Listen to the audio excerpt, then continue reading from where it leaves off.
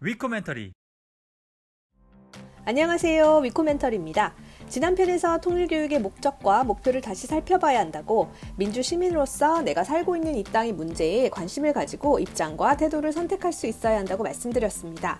그런데 무언가를 선택하려면 제대로 알아야 선택을 하잖아요. 그래서 이번 편부터는 통일을 이뤄나갈 대상인 북한을 먼저 이해해 보려고 합니다. 여러분은 북한하면 어떤 생각이 드시나요? 저마다 다양할 텐데요. 분단의 시기가 길어지면서 같은 민족이긴 한데 점점 더 다르게 느껴지기도 하는 것 같습니다. 그렇다면 우리는 북한을 어떤 관점에서 바라볼 수 있을까요? 통일부에서 매년 발간하는 북한의 이해 책자에서는 북한을 올바르게 이해하기 위해서 다음 세 가지 부분을 유의해야 한다고 말합니다. 첫째로 북한에 같이 살고 같이 발전해야 할 공전 공영의 상대로 봐야 한다는 것인데요. 북한은 우리와 함께 평화적인 공동체를 이뤄가야 할 대상이니 대결과 갈등 상황을 잘 극복하면서 서로 화해하고 협력해야 한다고 말합니다. 둘째로 북한을 객관적으로 봐야 한다고 언급하고 있습니다.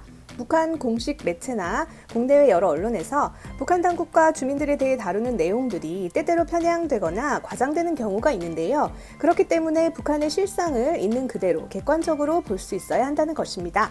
셋째로 북한을 보편적 가치 기준에서 봐야 한다고 말합니다. 보편적 가치라고 하면 떠오르는 게 자유, 평등, 평화, 인권, 복지 같은 것들이 생각나는데요. 어느 하나 중요하지 않은 게 없습니다. 그래서 인권만 본다든지 평화만 본다든지가 아니라 두루 아울러서 볼 수 있어야 한다는 것입니다. 그리고 추가로 다문화적 관점으로 볼 수 있을 텐데요. 우리는 한민족이라는 차원을 좀 넘어서서 다문화적으로 동아시아나 유라시아 공동체에 함께 속하고 있다는 더 넓은 시각으로 북한을 볼 수도 있을 것 같습니다. 마지막으로 남북한이 여전히 분단된 상황이기에 안보적 관점으로 북한을 보는 부분도 지나칠 수 없을 것입니다. 다만 안보적 관점만을 강조하면 남북관계를 적대와 대립의 관계로밖에 볼 수 없기 때문에 분단 문제 해결을 위한 답이 없게 됩니다. 그래서 선택은 시민 개개인의 몫이겠지만 안보만 강조하는 관점은 저희 위코멘터리에서는 동의하지는 않습니다. 그럼 앞으로 북한 관련 내용들을 더욱 자세히 살펴보기로 하고 우린 다음 편에서 다시 만날게요. 위코!